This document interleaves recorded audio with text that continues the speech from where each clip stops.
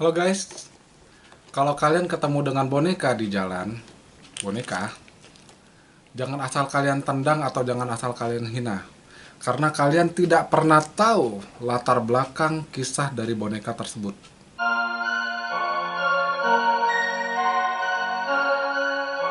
Oke?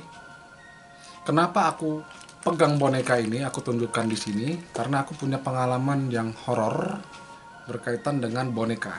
Bukan boneka ini ya, ini boneka anakku. Tapi mirip seperti ini gitu. Oke? Sebelum lanjut menonton, bagi kalian yang belum subscribe channel ini, tekan ya guys tombol subscribe-nya dan jangan lupa tekan tombol loncengnya ya. Oke? Sudah? Saya hitung sampai 3 ya. 3, 2, 1. Oke, kita lanjut. Jadi, kisah itu diawali ketika aku dan temanku lagi nyari makanan. Di sore hari nih kami jalan, ketemu tempat makan. Karena kami bawa mobil, kami parkirin dulu mobil. Pas kami turun dari mobil, temanku ini turun dari mobil, temanku lihat ada boneka. Mirip bonekanya seperti ini, tapi dia bonekanya itu kusam gitu loh, kumal. Banyak debu, pokoknya jorok lah, ada bekas-bekas lumpur begitu-begitu, namanya di pinggir jalan kan gitu. Ditendang sama temanku. Nah, boneka tuh karena ditendang sama temanku, terpentalnya dekat kakiku. Kutanya, ya kenapa kau tendang boneka nih coy? Gitu. Jelek kulihat, kusam, kumal. Kulihat ya juga sih. Ya aku tendang juga lah, takut aku terpleset gara-gara boneka ini kan gitu. Aku tendang. Berawal dari situlah kami mendapatkan banyak teror. Mulai dari kami selesai makan, boneka itu tiba-tiba ada di dalam mobil, di belakang, jok belakang, karena kan mobil temanku ini sedan. Pas kami turun masuk ke rumah temanku, kami lihat itu boneka itu ada di jok belakang. Mulai ada ya terornya tuh, ada suara anak kecil lari-lari gitu loh. Ada suara manggil-manggil gitu loh. Terus temanku mandi, punggungnya diginiin gitu, dipegangin, diraba gitu.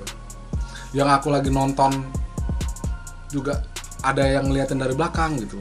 Nah kemudian temanku ini di rumahnya tuh dia cuma sendiri. Kenapa? Dia beli rumah di Medan karena dia ada bangun usaha di Medan. Dia aslinya bukan orang Medan, jadi keluarganya nggak di Medan. Dia sendiri di Medan karena dia punya usaha di sini, bisnis di sini kan gitu. Segala macam teror. Kami udah ketakutan di rumah di hari yang sama setelah kami nendang boneka itu. Malamnya kami pergi karena ada ketakutan. Kami mau dugem karena waktu itu aku belum bertobat juga, jadi masih sering tiap hari itu dugem. Pas itu juga lagi di jalan kuntilanak tuh terbang begini, aku ngerem. Segala macam teror kami alami. Kami panggil juga teman-teman untuk nemenin kami juga, diteror juga. Hanya gara-gara boneka ini. Bukan boneka ini ya, boneka yang mirip kayak gini nih. Gitu. Akhirnya temanku punya inisiatif untuk pergi ke orang pintar. Aku situ nggak mau ikut juga sih. Kenapa? Karena aku pikir aduh apalah kan gitu. Aku ya stay aja di rumah. Di rumah pun juga ya syukurnya nggak ada diganggu gimana banget ya. Tapi ya adalah aku ngeliat ada sekelebat gitu lewat gitu kan. Selesai temanku dari orang pintar, temanku bilang kan nelfon gitu, kau di mana? Di rumah gitu. Udahlah kau meluncurlah sini ke tempatku. Kau di mana? Tanya balik kan. Rupanya dia temanku ini di rumah salah satu teman kami gitu. Udah aku keluarin kendaraan, pergi. Dibilang temanku, tadi kata om itu, maksudnya ada orang pintar itu, ini boneka itu kisahnya ada seorang ibu-ibu bawa anak ditabrak gitu sama mobil. Kencang, mobilnya tuh kencang banget gitu. Orang Medan bilang kencang kali. Jadi ibu ini sama anak ini tewas di tempat, meninggal di tempat. Dan boneka itu terpental. Jadi si anak ini pengen boneka itu, karena itu boneka kesayangan dia, jangan dihina, jangan ditendang. Pokoknya namanya anak kecil lah kan, kita kalau lihat anak kecil sama mainannya kan gimana ya, sayang kan gitu. Apalagi kalau udah namanya mainan kesayangannya kan gitu. Dan dia minta boneka itu ditaruh di kuburan itu, di kuburan anak itu gitu. Jadi anak itu mintanya begitu. Aku bilang sama temanku, kau tahu kuburannya di mana rupanya? Enggak, aku pun nggak tahu katanya. Kau gila atau kayak mana? Kita nyari sesuatu yang kita nggak tahu ini loh. Udah gini aja, kita tanya aja sama warga situ yang tahu kejadian itu. Kejadiannya emang kapan kau tahu?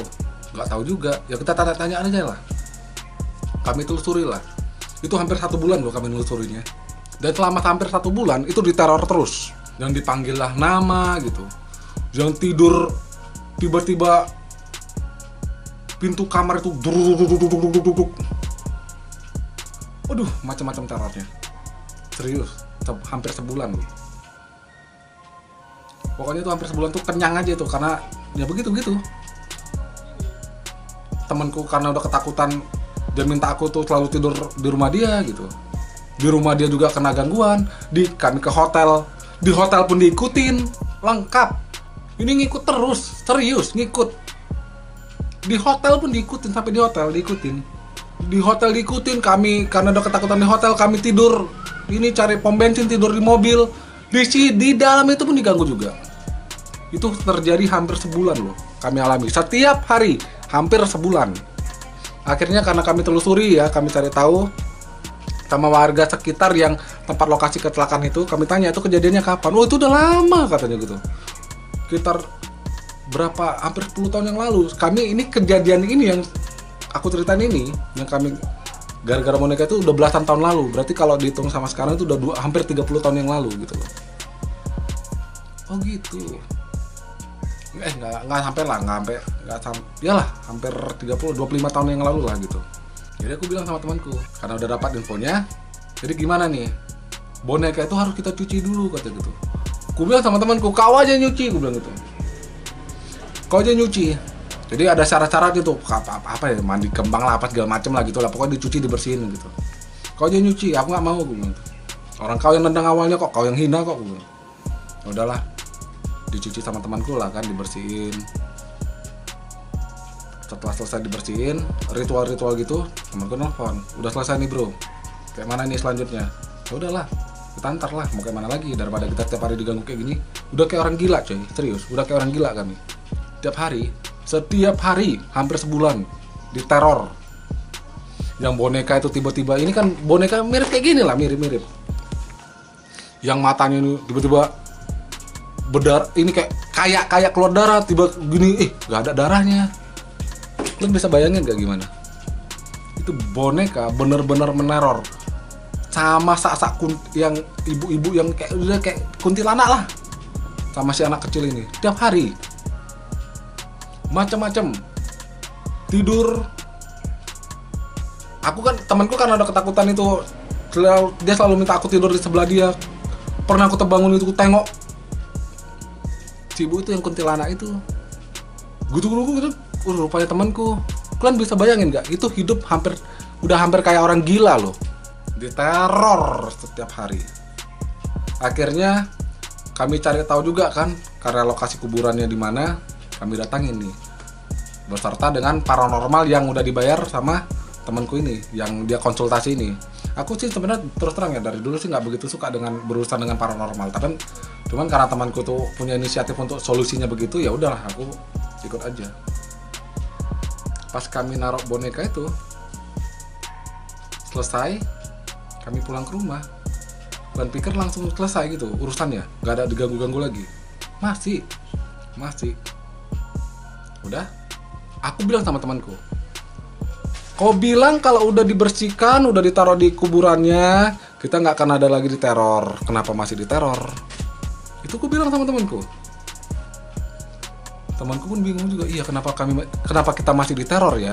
Dia nanya nih, konsultasi lagi nih sama paranormal. Aku mikirnya begini, ini kayaknya nih si orang ini mau ngakal-ngakalin biar lancar terus nih duit ke dia nih. Aku bilang nih, kau jangan-jangan udah dia akal-akalin nih, kayak terus uang kau ngalir sama dia nih. Kayaknya iya juga kata gitu. Tapi coba aku tanyanya lagi, kenapa kami masih teror? Temanku konsultasi kan sana ke paranormal itu. Terus apa dibilangin, dijawab, temanku bilang kan siapa itu kan ku tanya kabarnya, aku telepon. Kayak mana bro? Apa katanya? Masih kurang lagi syaratnya. Syarat apa lagi? Gue bilang gitu. Udah nggak bener nih, gue bilang gitu. Gitu malamnya dia bilang begitu. Malam itu juga aku cari travel. Aku pesan tiket pesawat, aku langsung cabut nih. Balik ke Jakarta kan gitu. Balik ke Jakarta, aku mikirnya udahlah, Jakarta aja lah. Daripada di Medan digangguin, kan begitu. Diteror-teror. Aku sendiri nih berangkat nih. Sama di Jakarta aku juga diganggu. Sampai di sana pun aku diganggu. Aku juga bingung.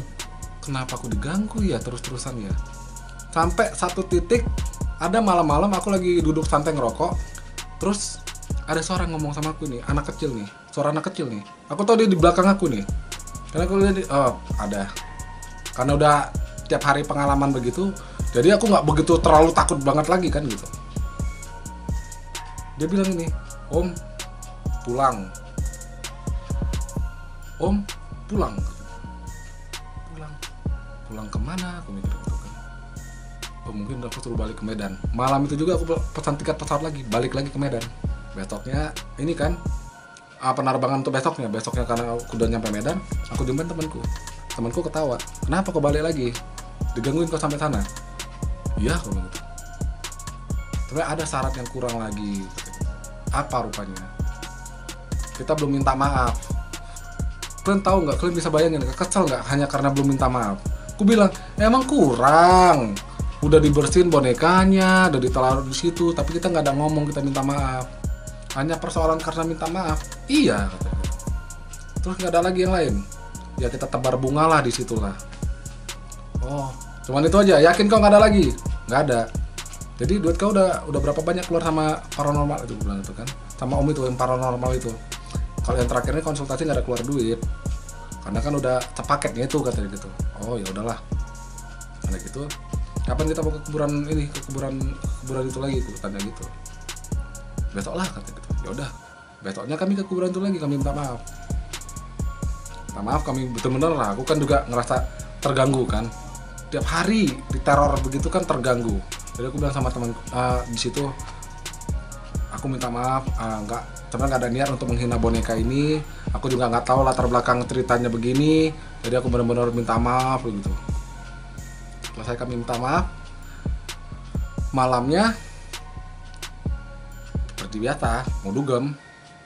Pas mau masuk mobil, di belakang ini, itu si ibu itu muncul, si Mbak Kunti itu muncul sama si anak itu bawa mereka itu. Kalian tahu guys, aku,